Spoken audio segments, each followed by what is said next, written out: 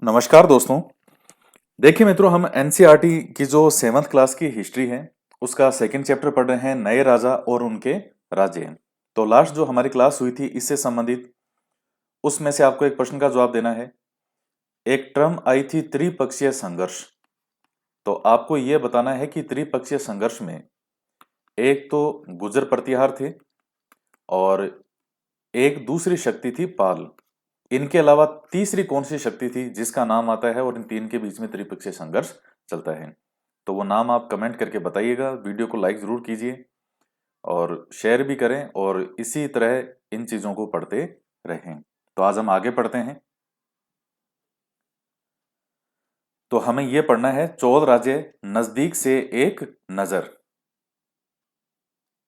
तो उरेयूर से तंजावुर तक चोल वंश सत्ता में कैसे आया? तो यहां मैप में देखिएगा नाम कि ये दक्षिण में चोल का जो राज्य है और ये जो यहाँ राजधानी बताई गई वो है उरेयूर और यहाँ जो है इसके ऊपर ये नाम धुंधला सा लिखा हुआ है तंजावुर।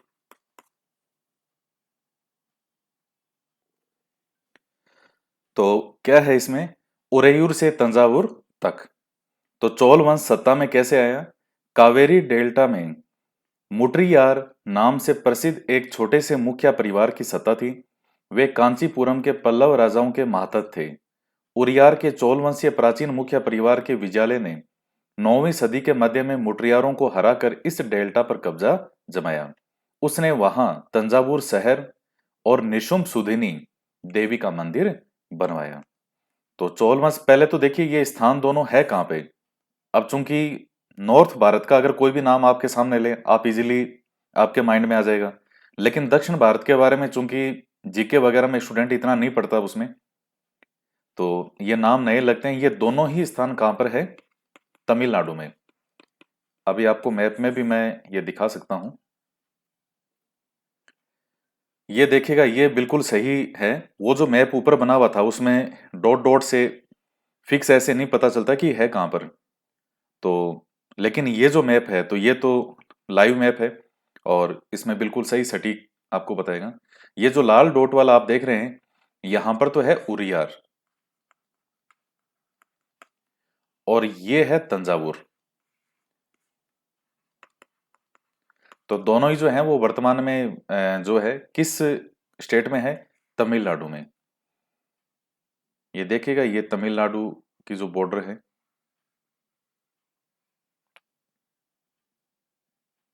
ये देखिएगा। तो कितना बड़ा स्टेट है तमिलनाडु। और ये इधर जो है ये वाला कौन सा हो गया? केरल। तो इसकी शेप भी जैसे जो करेला होता है उस तरह से है, करेला बना होता है उस प्रकार से। तो ये केरल है और ये तमिलनाडु। तो आपके रूप में अगर मैप रहते हैं तो इस तरह से आप इन स्थानों को देख सकते हो। मदुरई हो गया, रामेश्वरम, कन्याकुमारी, ये सब नाम आप पढ़ोगे। पुदुचेरी, कांचीपुरम।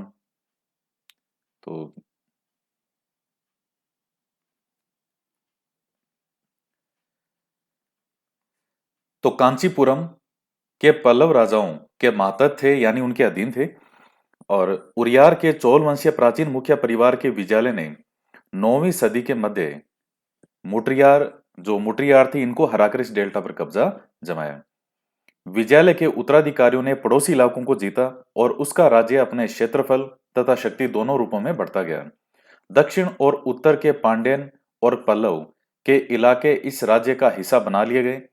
राजराज प्रथम, जो कि सबसे शक्तिशाली चोल शासक माना जाता है, 985 ईस्वी में राजा बनता है और उसी ने इनमें से ज्यादातर क्षेत्रों पर अपने नियंत्रण का विस्तार किया। उसने साम्राज्य के प्रशासन का भी पुनर्गठन किया। राजराज के पुत्र राजेंद्र प्रथम ने उसकी नीतियों को जारी रखा और उसने गंगा घाटी, श्रीलंका और दक्षिण पूर्वी एशिया के देशों पर हमला भी किया। इन अभियानों के लिए उसने एक जल सेना भी बनाई थी। भव्य मंदिर और कांस्य मूर्तिकला। राजराज और राजेंद्र प्रथम द्वारा बनवाए गए तंजावुर और गंगईकोंड चोलपुरम के बड़े मंदिर स्थापत्य और मूर्तिकला की दृष्टि से एक चमत्कार हैं।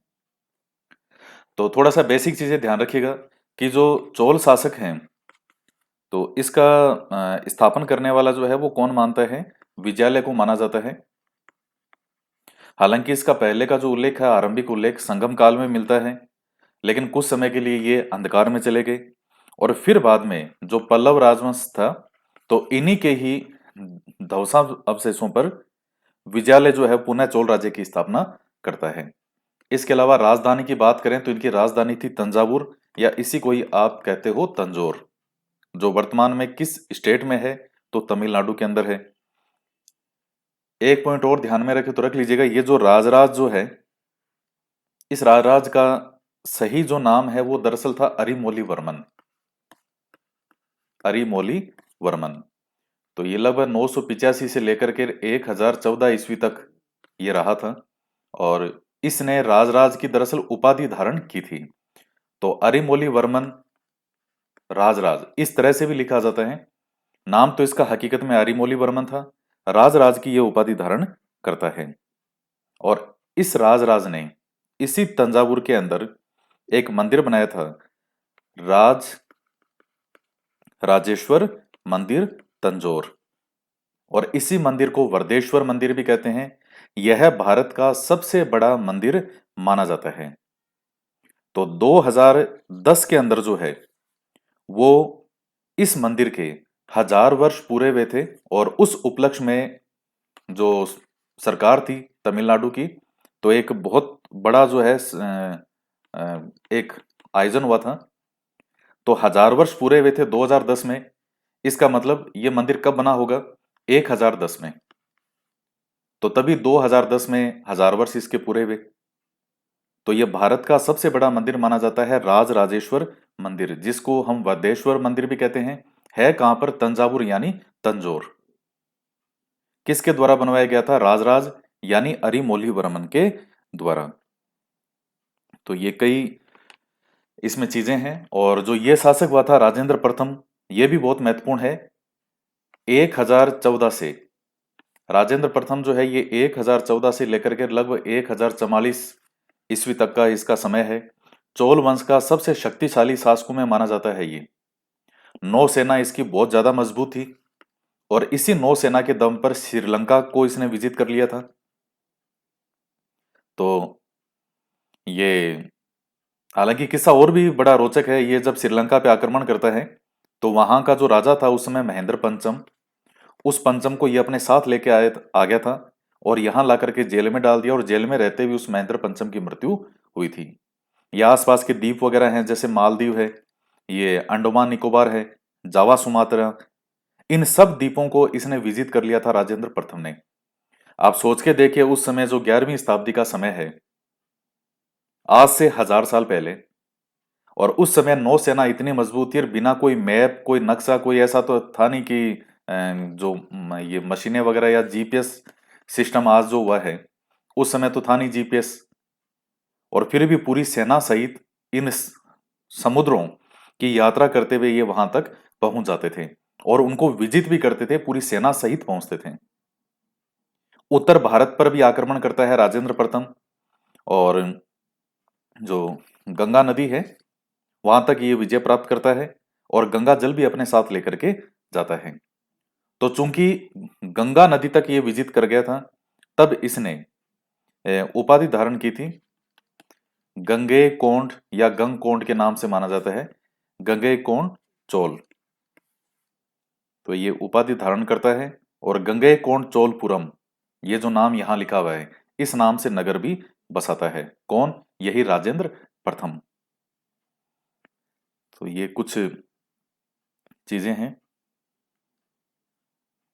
और ये मानते किसको थे? जो ये शासक थे, चोल शासक, मुख्य रूप से शैव शासक थे ये, यानी शिवजी के अंदर विश्वास करने वाले थे, शिवजी को मानते थे।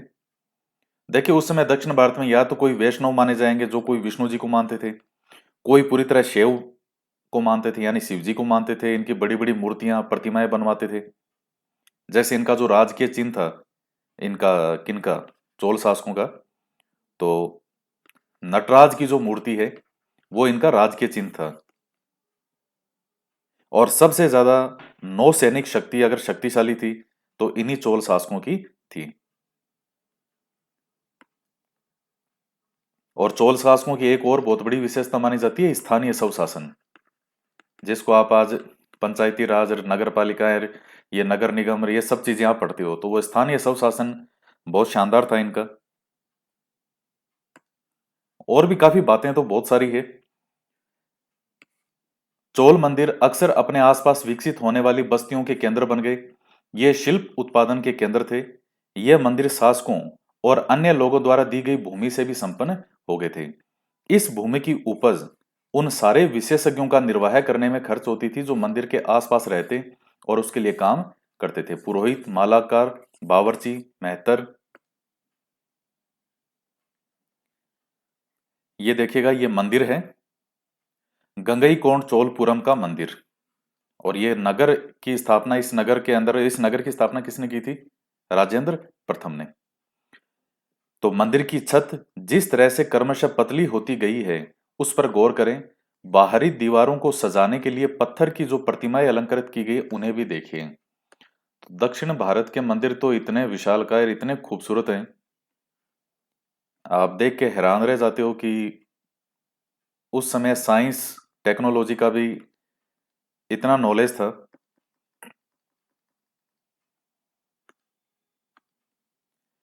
संगीतकार, नर्तक इत्यादि। दूसरे शब्दों में मंदिर सिर्फ पूजा आराधना के स्थान नहीं थे, वे आर्थिक, सामाजिक और सांस्कृतिक जीवन के केंद्र भी थे। मंदिर के साथ जुड़े हुए शिल्पों में सबसे विशिष्ट था कांस्य प्रतिमाएं बनाने का काम। चोल कांस्य प्रतिमाएं संसार की सबसे उत्कृष्ट कांस्य प्रतिमाओं में गिनी जाती हैं। ज्यादातर प्रतिमाएं तो देवी देवताओं की ही होती थी, लेकिन कुछ प्रतिमाएं भक्तों की भी बनाई गई होती थीं। तो ये जैसे आप देखिए इतनी महत्वपूर्ण बातें हैं। और एनसीईआरटी की जो टेट सीरीज है ए पर, उसमें ये सब क्वेश्चन के रूप में दिए हैं कि किन शासकों की कांस्य प्रतिमाएं संसार की सबसे उत्कृष्ट कांस्य प्रतिमाओं में मानी जाती है। तो फिर जैसे 4 ऑप्शन दे दिए, उसमें एक चोल भी है। तो टेट सीरीज के अंदर भी 6 से 10th की टेट सीरीज ऑलरेडी सब अपलोड कर रखी है। इन्हीं में से जो महत्वपूर्ण फैक्ट हैं वो सारे उसमें दे दिए हैं। इसके बाद देखिएगा कृषि और सिंचाई। तो ये देखिए, ये प्रतिमा है कांस्य प्रतिमा। एक चोल कांस्य प्रतिमा को कितनी सावधानी के साथ उसे अलंकृत किया गया है, यानी सजाया गया है, इस पर गौर कीजिए। ऐसी प्रतिमाएं किस तरह बनाई जाती थी, यह जानने के लिए अध्याय 6 देखिए। तो अध्याय 6 हम जब देखेंगे, जब हम पहुंचेंगे तब। तो ये देखिए, एक कांस्य प्रतिमा है और आज भी 1000 सालों से बिल्कुल ऐसी ही बनी हुई है ये। कृषि और सिंचाई। चोलों की कई उपलब्धियां कृषि में हुए नए विकासों के माध्यम से संभव हुई हैं। मानचित्र 2 देखिए। गौर कीजिए कि कावेरी नदी बंगाल की खाड़ी में मिलने से पहले कई छोटी छोटी शाखाओं में बंट जाती है। ये शाखाएं बार बार पानी उलेचती है, जिससे किनारों पर उपजाऊ मिट्टी जमा होती रहती है। तो शाखाओं का पानी जो है वो कृषि, विशेषतः चावल की खेती के लिए आवश्यक आर्द्रता भी मुहैया करवाता है। तो कृषि से संबंधित है ये। हालांकि तमिलनाडु के दूसरे हिस्सों में कृषि पहले ही विकसित हो चुकी थी, पर 5वीं या 6वीं सदी में आकर ही इस इलाके में बड़े पैमाने पर खेती शुरू हो पाई। कुछ इलाकों में जंगलों को साफ किया जाना था, कुछ दूसरे इलाकों में जमीन को समतल किया जाना था। डेल्टा क्षेत्रों में बाढ़ को रोकने के लिए तटबंध बनाए जाने थे और पानी को खेतों तक ले जाने के लिए नहरों का निर्माण होना था। कई क्षेत्रों में एक साल में 2 फसलें उगाई जाती थी। तो इसमें एग्जाम के दृष्टिकोण से कोई इतना कोई नहीं है, लेकिन हाँ, खेती कब शुरू हो गई थी, तो ये थोड़ा बहुत पॉइंट है समझने के लिए। अब इसके बाद देखिएगा, तो ये एक चित्र है नदी में कि 9वीं शताब्दी तमिलनाडु का एक जल द्वार, ये जो बना हुआ है, होश से नदी की शाखाओं में पानी के प्रवाह को इसके जरिए नियंत्रित किया जाता था। इस पानी से खेत सिंचे जाते थे। कई जगहों पर फसलों की सिंचाई कृत्रिम रूप से करना जरूरी था। सिंचाई के लिए कई पत्तियां अपनाई जाती थी। कुछ इलाकों में कुएं खोदे गए, कुछ अन्य जगहों में बारिश के पानी को इकट्ठा करने के लिए विशाल सरोवर बनाए गए। स्मरण रहे कि सिंचाई के काम में योजना की दरकार होती है, जैसे श्रम और संसाधनों को व्यवस्थित करना, इन कामों की देखरेख करना और यह तय करना कि पानी का बंटवारा कैसे किया जाए। ज्यादातर नए शासकों, साथ ही साथ गांव में रहने वाले लोगों ने इन गतिविधियों में सक्रिय रूप से दिलचस्पी दिखलाई।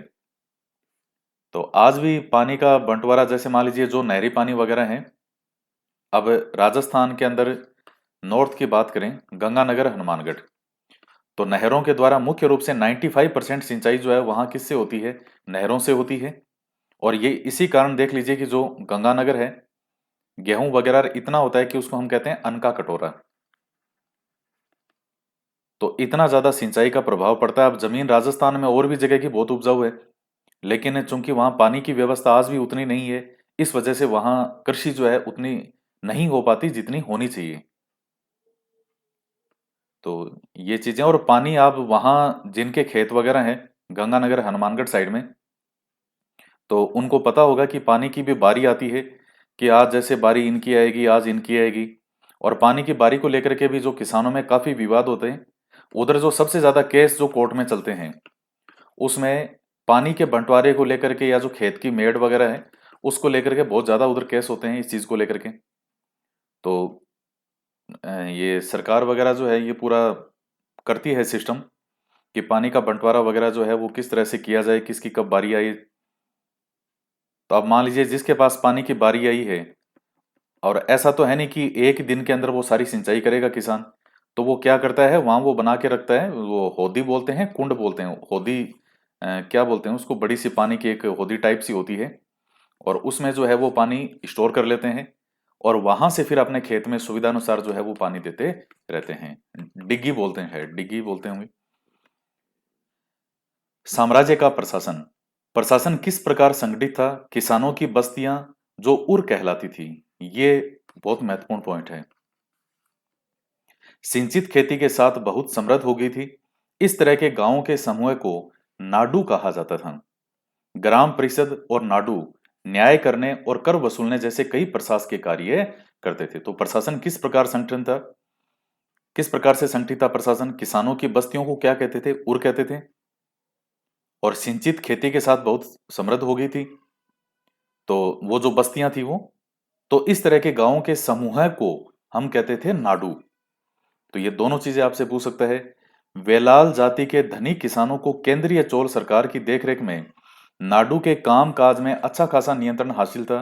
उनमें से कई धनी भूस्वामियों को चोल राजाओं ने सम्मान के रूप में मुवेद वेलन, यानी 3 राजाओं को अपनी सेवाएं प्रदान करने वाला वेलन या किसान, अरियार यानी प्रधान जैसी उपाधियां दी, और उन्हें केंद्र में महत्वपूर्ण राजकीय पद सौंपे। तो अब वो जो जिस व्यक्ति के पास में पैसा होगा, जो किसान धनी होंगे, देखिए किसान भी अलग अलग होते हैं। जैसे मान लीजिए एक यहाँ का किसान है राजस्थान का, राजस्थान के बाड़मेर का, जैसलमेर का, चूरू का, इस तरफ का किसान हो, और एक किसान राजस्थान में ही गंगानगर हनुमानगढ़ का है, एक किसान पंजाब का है, एक किसान हरियाणा का है, तो वो सब एक बराबरी नहीं हो सकती। कई किसान ऐसे हैं जिनके मान लीजिए पानी की व्यवस्था नहीं है। राजस्थान में सबसे बड़ी समस्या पानी की है, तो यहाँ कुछ एक ही फसल है वो होती है, जैसे बाड़मेर, जैसलमेर, चूरू, इस साइड में आप देखेंगे बाजरा वगैरह ये फसलें होती है। गेहूं जैसी फसलें हैं जिनकी मार्केट में एक अच्छी वैल्यू वैल्यू मिलती है, वो इधर फसलें, या और भी जो नकदी फसलें हैं, तो वो आपको इतनी ज्यादा जो, क्योंकि उनके लिए प्रॉपर सिंचाई वगैरह वो सारी चीजें चाहिए। जबकि वहां गंगानगर हनुमानगढ़ साइड में कुव्यवस्था है, 95% खेती होती है नहरों से। पंजाब हरियाणा में सिंचाई की बहुत जबरदस्त सुविधा है। तो वहां का किसान बहुत अलग है। वहां के किसानों के घरों पे आपको एक तो गाड़ी ये पक्का मिलेगी, थार, बाइक में मिलेगी इनफील्ड, और थार के अलावा फिर आपको एक एक गाड़ी मिलेगी स्कॉर्पियो। ये सब चीजें मैंने देख रखी है, इसलिए मैं आपको बता रहा हूँ, क्योंकि मैं सब जगह गया हूँ और बहुत अच्छे से हर जगह से परिचित हूँ। जबकि यहाँ का जो किसान है तो उसके पास ये सुविधाएं नहीं होती। तो वो जगह जगह का फर्क पड़ता है कि किस स्थान पर है, कौन सी जमीन है, सिंचाई की कैसी सुविधा है। वेलाल जाति के धनी किसानों को केंद्रीय चोल सरकार की देखरेख में नाडू के कामकाज में अच्छा खासा नियंत्रण हासिल था। मैं जब बच्चा था तब एक बार पंजाब हरियाणा साइड में किसी के घर गए थे कि साहब वो किसान है वहाँ पे, उनके खेती वगैरह है। तो मेरे मन में जो आई थी छवि, आप मैंने तो यहाँ के देखे हुए थे किसान, राजस्थान के।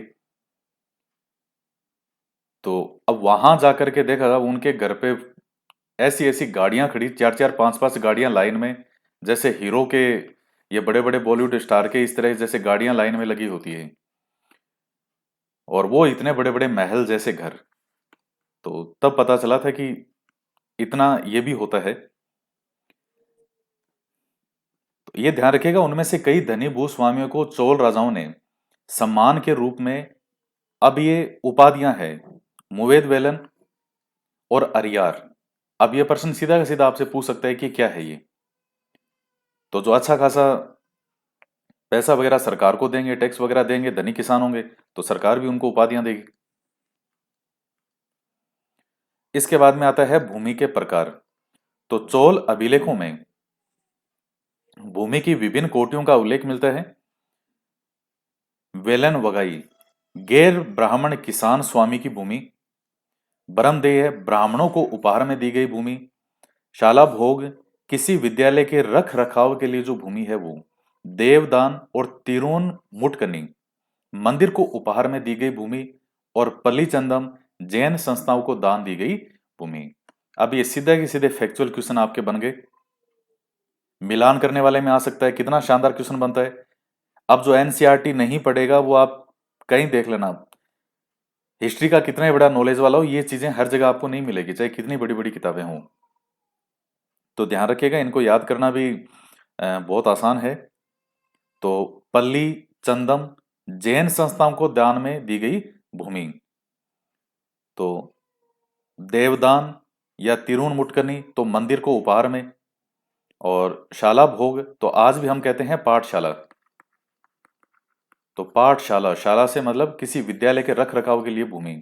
ब्रह्मदेव से हो गया कि ब्राह्मणों को उपहार में दी गई भूमि। और वेलन वगाई तो गैर ब्राह्मण कोई किसान है जो कि ब्राह्मण नहीं है, और वो किसान है तो उसको जो दी गई भूमि है वो कहती थी वेलन वगाई।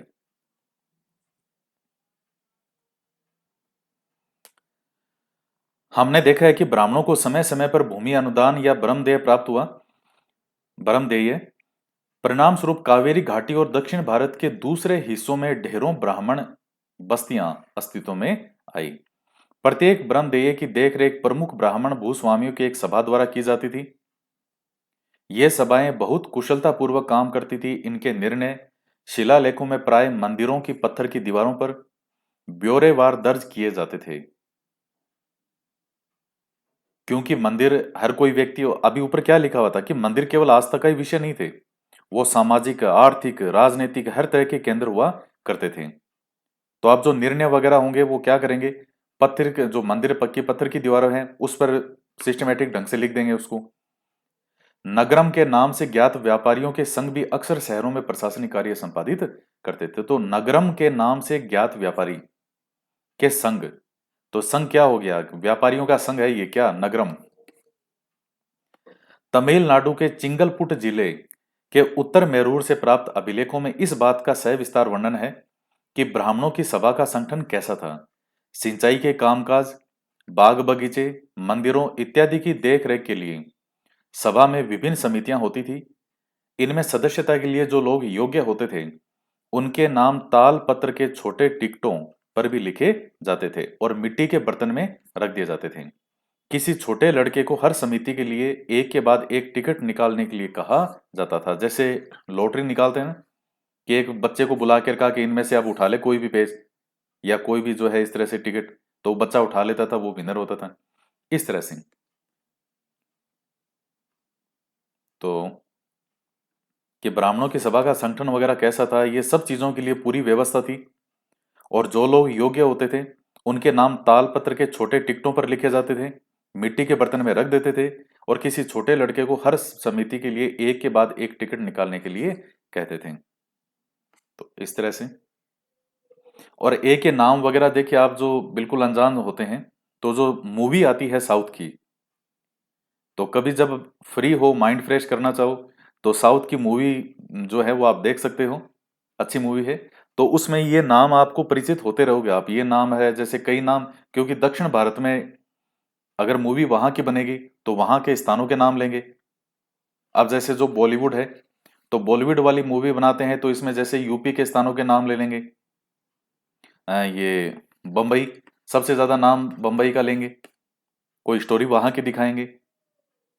तो दक्षिण भारत की जो मूवी है वहां भी आपको वहां के स्थानों के नाम वो नॉर्मल बोलचाल में लेते रहते हैं उन मूवीज में।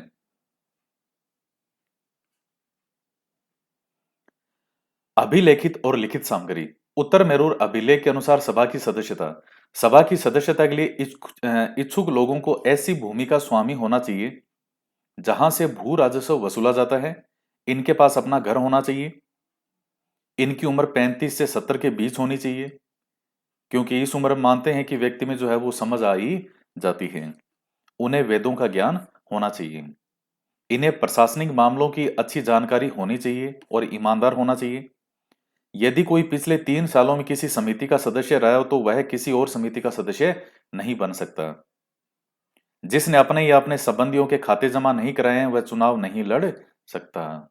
यह देखने में ऐसा नहीं लग रहा है कि जैसे भारतीय जो संविधान है हमारा, संविधान के अंदर ही किसी समिति को या किसी महत्वपूर्ण व्यक्ति के बारे में कुछ बातें लिखी जा रही हो। तो कितना, आज से 1000 साल पहले भी बिल्कुल सिस्टमेटिक ढंग से काम था। आज से 1000 साल बाद जो लोग आएंगे वो हमारे बारे में बात करेंगे कि उस समय जो सरकारें होती थी, लोकतंत्र होता था, लोकतंत्र में इस तरह से भारतीय एक संविधान होता था। उस संविधान से ही जो है पूरा देश संचालित होता था, केंद्र और राज्य की व्यवस्था होती थी। तो उसी प्रकार से हम इनके बारे में पढ़ रहे हैं। अभिलेखों में राजाओं और शक्ति संपन्न पुरुषों के बारे में तो जानकारी मिलती है, लेकिन यह जानना खासा मुश्किल है कि साधारण मर्दों और औरतों का जीवन इन राज्यों में कैसा था। तो ये जो अभिलेख वगैरह हमें मिलते हैं इनमें राजाओं और शक्ति संपन्न पुरुषों के बारे में जानकारी मिलती है। जो एक आम जनता है, महिला पुरुष, उनके बारे में इनमें क्या है वो कुछ इस तरह का नहीं मिलता वर्णन। 12वीं सदी की तमिल कृति पेरिया पूर्णम में एक उदाहरण है। अडनूर की सरहदों पर फूस की पुरानी छाजनों वाली छोटी छोटी झोपड़ियों से अंटा पड़ा पुलाया एक ऐसा समूह है जिसे ब्राह्मण और वेलाल प्रतिष्ठित समाज के बाहर मानते थे। लोगों का एक छोटा सा पूर्वा था जिसमें ओछे किस्म के पैसों में लगे खेतिहर मजदूर रहते थे। चमड़े की पट्टियों से घिरे हुए झोपड़ियों के आतों में छोटे मुर्गे मुर्गियां झुंडों में घूमते रहते थे। गहरे रंग के बच्चे जो काले रंग के जो है, अब ये कोई आपके एग्जाम में तो कोई पूछेगा नहीं, एक वर्णन है। अब चाहिए इसको मत देखना, छोड़ देना चाहिए। तो उस समय की व्यवस्था के बारे में क्या एक मिलता है ये वर्णन। तो कोई आपके इस तरह से नहीं है, वैसे एक वर्णन बताया गया है कहीं का, तो चाहिए आप इसको रहने देना, कोई ऐसे नहीं है महत्वपूर्ण। तांग वंश के युग का चीन। चीन में तांग राजवंश के तहत एक साम्राज्य स्थापित हुआ जो लगभग 300 वर्षों तक 7वीं से 10वीं शताब्दी तक सत्ता में रहा। इसकी राजधानी सियान दुनिया के सबसे बड़े नगरों में से एक थी, जहां तुर्की, ईरानी, भारतीय, जापानी और कोरियाई आए जाया करते थे। तांग साम्राज्य परीक्षा के माध्यम से नियुक्त की गई नौकरशाही द्वारा प्रशासित होता था। इन परीक्षाओं में हर इच्छुक व्यक्ति बैठ सकता था। अधिकारियों के चयन की यह व्यवस्था कुछ बदलावों के साथ 1911 तक कायम रही। तो भारतीय उपमहाद्वीप में प्रचलित व्यवस्थाओं से यह व्यवस्था किन मायनों में भिन्न थी। तो अब भारतीय व्यवस्था के अंदर क्या सिस्टम था नौकरशाही का, वहां कैसा सिस्टम था। जैसे यहाँ का आप एक बहुत बड़ा डिफरेंस देखेंगे कि भारतीय उपमहाद्वीप में जैसे मान लीजिए जो भी मुख्य महत्वपूर्ण जो पद होते थे, तो उसमें राजा अपने निकटतम कोई संबंधी या किसी पर कोई विशेष, अगर राजा की कृपा है, जिसको आप सामंतवादी व्यवस्था के नाम से जानते हो, तो यहां जो ज्यादातर सिस्टम था वो ये था।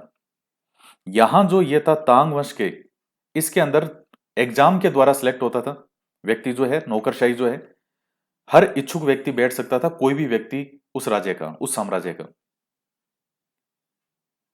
तो 1911 तक लगभग मान लीजिए 1000 सालों तक ये व्यवस्था जो है वो कायम रहती है, कुछ बदलावों के साथ में, कुछ समय के साथ साथ में होता रहा।